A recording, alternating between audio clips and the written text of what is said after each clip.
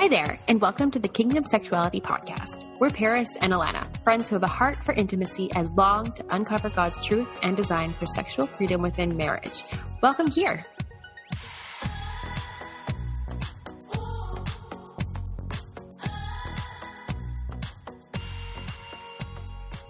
So welcome back to the Kingdom Sexuality podcast. This episode is looking different than a normal episode because we have Kyler and Britt from Love Your First Year going through some of the questions that you guys sent in, directed more towards men. So Britt is going to be asking Kyler these questions and he is going to answer them. So they did a fantastic job and I can't wait for you guys to hear it, and hopefully we'll hear from them more. So enjoy. Okay, Kai, I'm going to ask you a few questions about sex and marriage. Most of these questions are just common questions that I know we get on our page, and I know that Paris and Alana have gotten a lot of the same similar questions. Mm-hmm. Are you ready? Yeah, let's do it. All right. Okay, let's start with the first question. My husband expects me to initiate sex even though I'm not confident in this area. Help. This is a good one. I think that this is probably a common desire, I guess, that many men have. And I don't think...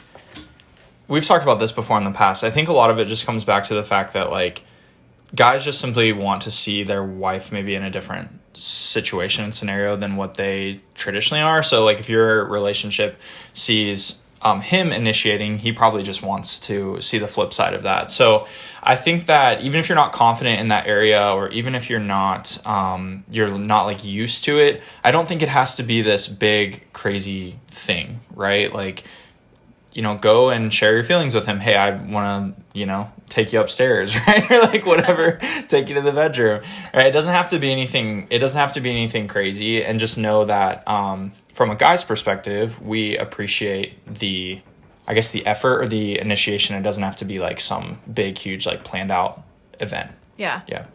I like that. I think that makes a lot of sense because I think a lot of women expect that,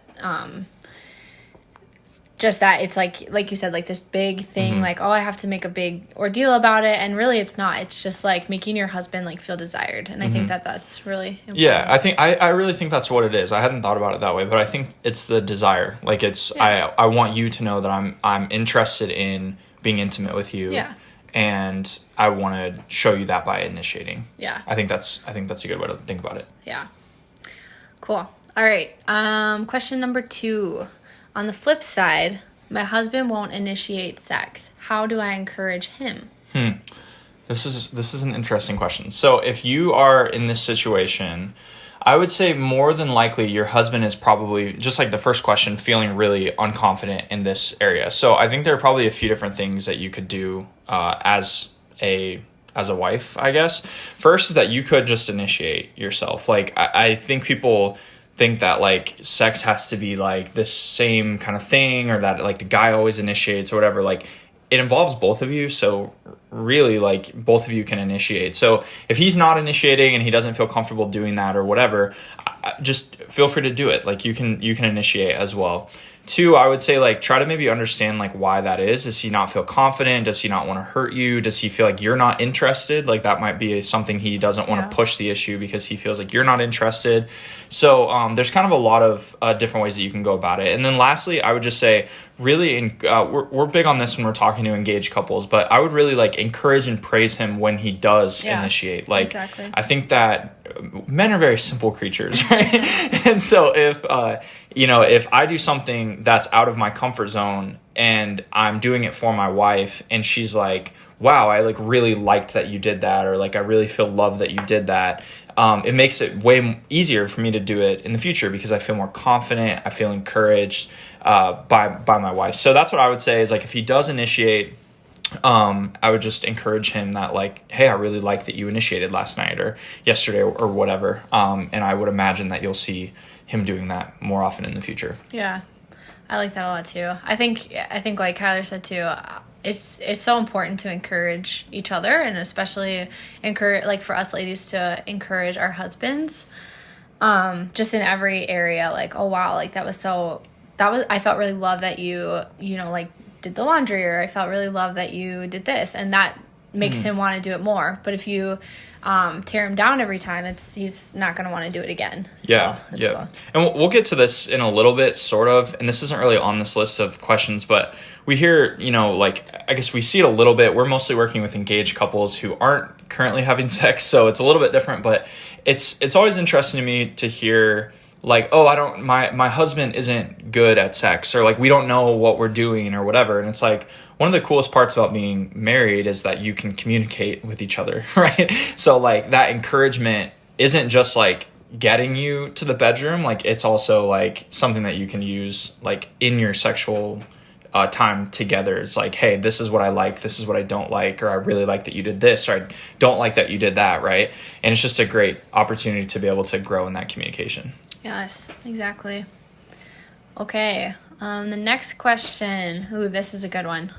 Helpful ways to tackle sexual temptation during dating and engagement. Yeah.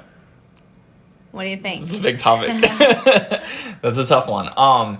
First of all, if you're listening to this and you are engaged, we're just like so proud of you for being here and like listening to this and like prioritizing your marriage and preparing for marriage well. Mm-hmm. You are gonna have a great marriage. Like, just we want to like confidently say that.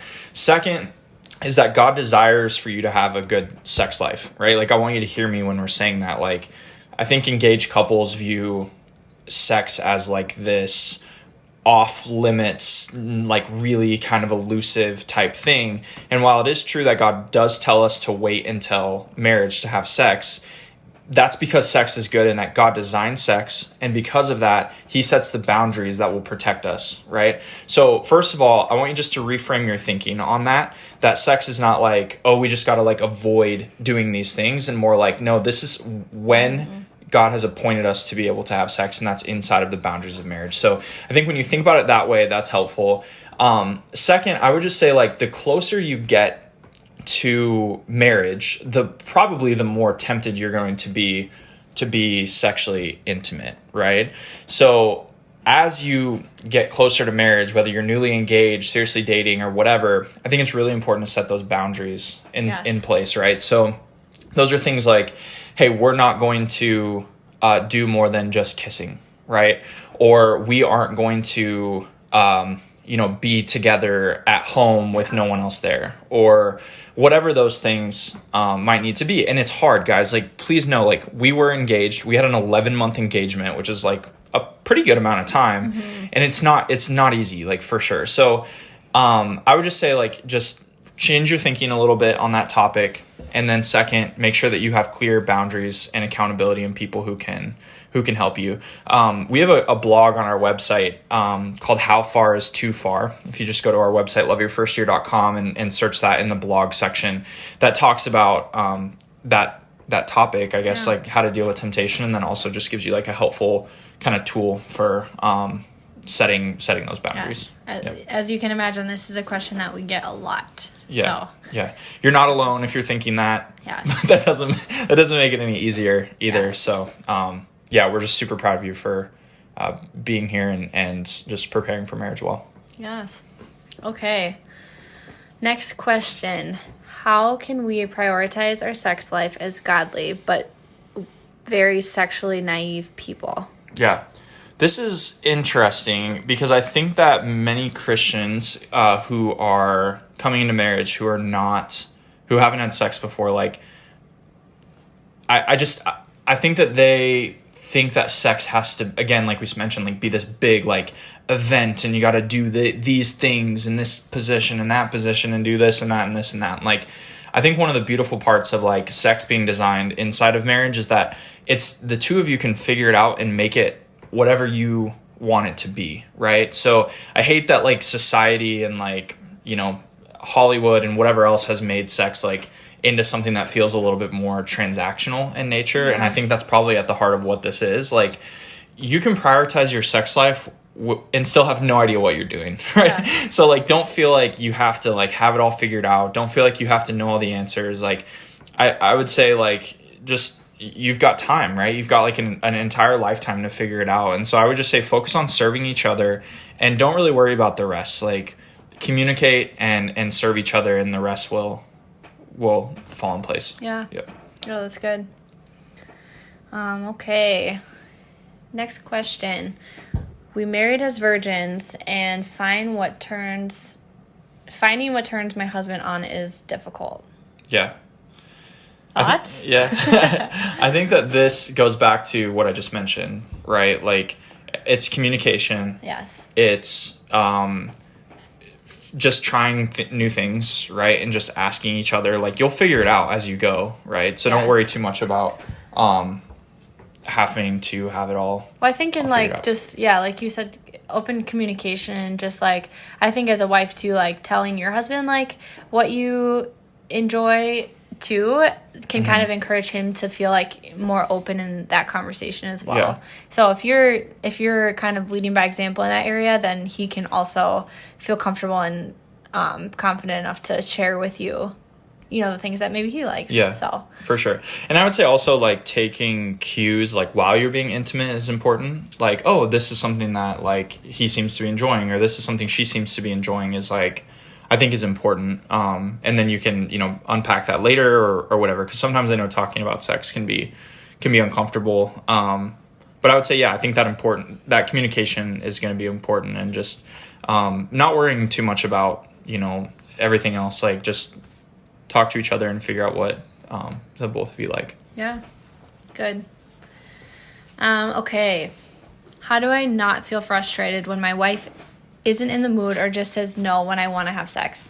I would imagine this is probably a really common challenge for marriages. Or for anyone who, I think a lot of times we think like, oh, the wife has, the lower sex drive. But I think that it's important to like include too that there are a lot of couples there where it's flipped too. I think that most of the time sex drive isn't matched. So just want to make that clear. Yeah, I mean, obviously like I don't have the numbers right in front of me, but I think men traditionally have a higher sex drive. I think it's like 70% of men will have a higher sex drive than women.